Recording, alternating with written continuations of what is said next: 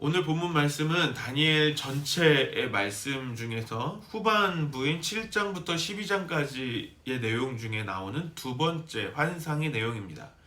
우리가 지난 시간까지 7장에서 본 첫 번째 환상으로부터 2년이란 시간이 지난 벨사살 왕 제3년에 이 두 번째 환상을 다니엘이 목격하게 됩니다. 오늘 본문 8장의 환상의 내용은 그 메대와 바사의 제국으로부터 또 헬라 시대까지를 환상으로 본 것입니다. 3절에 나오는 두 뿔 가진 순양은 메대와 바사 연합제국을 의미합니다. 4절 말씀에 내가 본즉 그 순양이 서쪽과 북쪽과 남쪽을 향하여 받으나 그것을 당할 짐승이 하나도 없고 그 손에서 구할 자가 없으므로 그것이 원하는 대로 행하고 강하여졌더라. 이 순양, 즉 이 메대와 바사 제국을 멸망시키는 메대와 바사 제국이 바벨론을 멸망시킨 후에 그 강하게 그 강대함을 그 주변국들을 이겨가면서 그 강대함을 유지하였음을 말씀하고 있습니다. 그런데 그 강대함이 영원히 지속되지는 않았습니다. 5절 말씀입니다. 내가 생각할 때 한 순염소가 서쪽에서부터 와서 온 주변에 두루 다니되 서쪽에서 온 순염소가 있습니다. 그리고 그 순염소는 나중에 이 순양을 이깁니다. 그리고 이 순염소는 서쪽에서 온 순염소는 무엇을 의미하냐면 바로 헬라 제국을 의미합니다. 실제로 알렉산더 대왕이 헬라를 통일하고 헬라 제국을 통일하면서 그 헬라 군대 그 알렉산더 대왕 때 헬라 군대는 넓게 지역을 확장했습니다. 그리고 페르시아 즉 메대와 바사 제국을 알렉산더 대왕이 정복하게 됩니다. 이 순염소는 두 눈 사이에 하나의 뿔이 있었습니다. 그리고 이 뿔은 곧 알렉산더 대왕을 의미합니다. 뜻합니다. 7절 말씀을 다시 보겠습니다. 내가 본즉 그것이 쳐서 그 두 뿔을 꺾거나 순양에게는 그것을 대적할 힘이 없으므로 그것의 순양을 땅에 엎드러뜨리고 짓밟았으나 순양을 그 손에서 벗어나게 할 자가 없었더라. 완전하게 이긴 승리함을 이 순염소가 순양을 이긴 것을 보여주고 있죠. 환상이기에 비유적으로 보이지만 결국 순염소는 순양을 쉽게 승리하게 되는 것입니다. 8절에 보면 강한 이 순염소의 뿔이 꺾입니다. 이 가장 강대하고 왕성했을 때 그 순염소의 뿔이 꺾였다고 말합니다. 역사적으로도 알렉산더 대왕이 그 정복 전쟁 중에 죽게 됩니다. 그래서 이 말씀에서 이 뿔이 꺾이고 나서 4개의 뿔이 각 사방으로 자라기 시작했다고 말하고 있습니다. 그래서 알렉산더 대왕이 죽은 이후에 이 헬라 제국은 4개의 뿔, 4개의 왕조로 헬라 문화권 안에서 여러 가지 충돌이 있었다고 이야기합니다. 또 그 중에 하나의 뿔이 그 나머지를 또 이기면서 또 강성해지는 곧 로마까지 되어지는 그 역사의 예언으로 볼 수 있는 것이죠. 환상으로 볼 수 있는 것입니다. 9절에서 12절의 말씀에 보면 이제 하나님을 대적하는 모습이 나옵니다. 11절에 스스로 높아져 군대의 주제를 대적하였습니다. 군대의 주제가 되시는 분은 누구를 말하는지 잘 아실 것입니다. 바로 우리 하나님이십니다. 모든 군대의 힘과 능력을 주시는 그 하나님을 향해 이 순염소의 그 나머지 자라난 그 모든 뿔들을 이겨낸 그 하나의 뿔이 그 하나님을 향하여서 대적하는 모습을 보게 됩니다. 그리고 하나님께 드리는 제사를 없애버리고 성소를 헐어버립니다. 거기에 형통하기까지 합니다.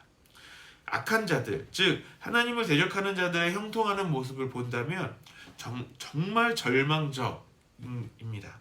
우리나라 사람들은 그 사촌이 땅을 사면 배가 아픈 정도인데 하나님을 대적하는 자들이 그 악인들이 형통하는 모습을 보면 더욱 우리는 참을 수 없을 것 같습니다. 그리고 13, 14절에 이 환상 중에 두 거룩한 이가 대화하는 것을 보게 됩니다. 이 환상으로 나타난 이 상황이 언제까지 될 것인가에 대한 한탄이 나오는 것입니다.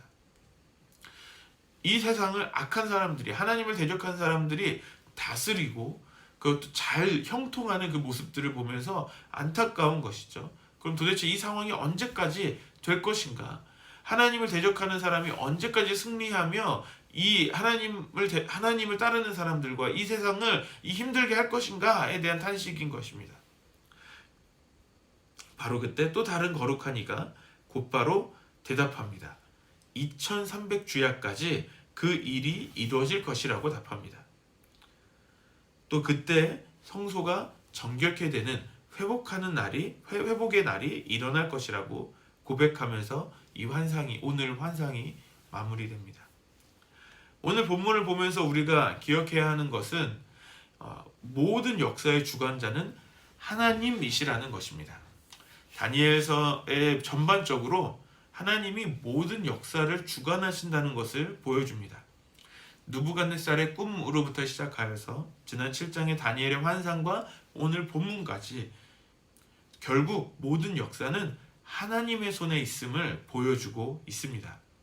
그러므로 우리가 살아가는 모든 순간순간이 하나님의 역사 한가운데 있음을 기억해야 합니다.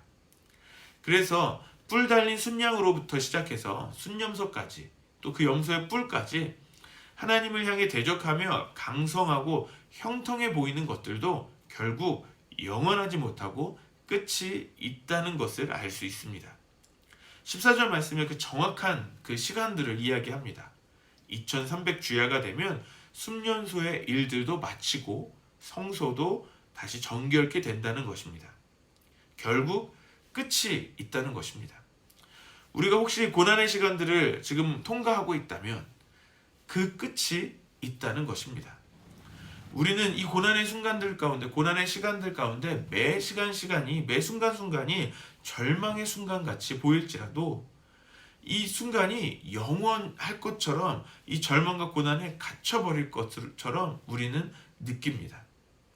하지만 그 고난의 시간은 분명히 끝이 있다는 것입니다. 저는 개인적으로 아이 넷을 양육하면서 종종 그런 생각을 가질 때가 있습니다. 이 힘든 시간들이 언제 끝날 것인가? 이 어려움을 느끼는 이 시간들에 과연 끝이 있을 것인가에 대해서 가끔 어렵다, 힘들다라는 생각을 하게 됩니다. 그런 생각이 할 때마다 저희 어머니께서 이런 말씀을 자주 해주셨습니다. 몇 년만 지나봐라 라고 얘기하시는 것이죠. 그럼 좀 더 나을 거다. 너무 당연한 이야기죠.